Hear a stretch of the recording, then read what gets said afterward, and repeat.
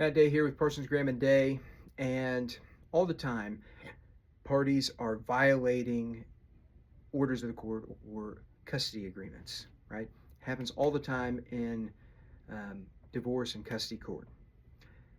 Some of it is the parties just don't understand what their obligations are, what their duties are, and what their rights are under these orders, right? A lot of them are written in legalese. A lot of them use phrases where you're like, what are you even talking about? What does this mean? Okay.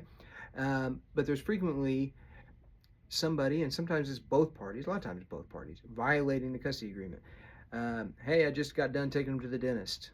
Didn't tell you about it. Didn't ask you about it. Didn't ask you which dentist. Went and chose the dentist. And that's, hey, taking them up to Canada for 2 weeks, starting today in 30 minutes, right? Custody plan says you got to notify violation. So what do you do in that situation? You've got some options.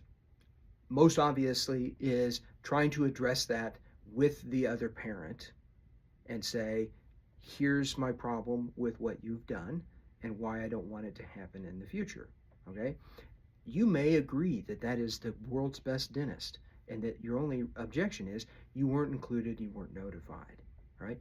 And there's a polite way to say that doesn't come off and make people defensive or, but number one, obviously, try to have a conversation.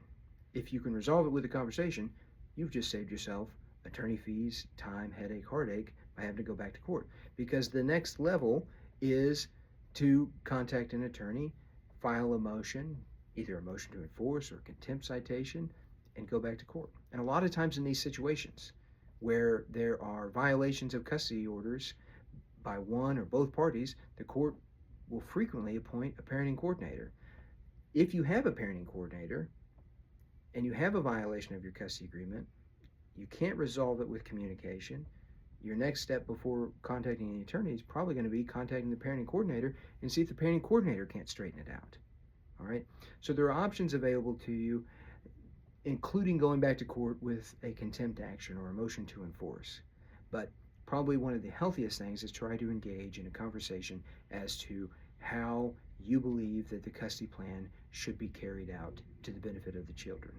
The purpose of this video is to be informative and not to provide legal advice. For legal advice, call a law firm and speak to an attorney about your particular case. None of the information provided in here is meant to establish the attorney-client relationship between Parsons, Graham and Day and anyone watching this video.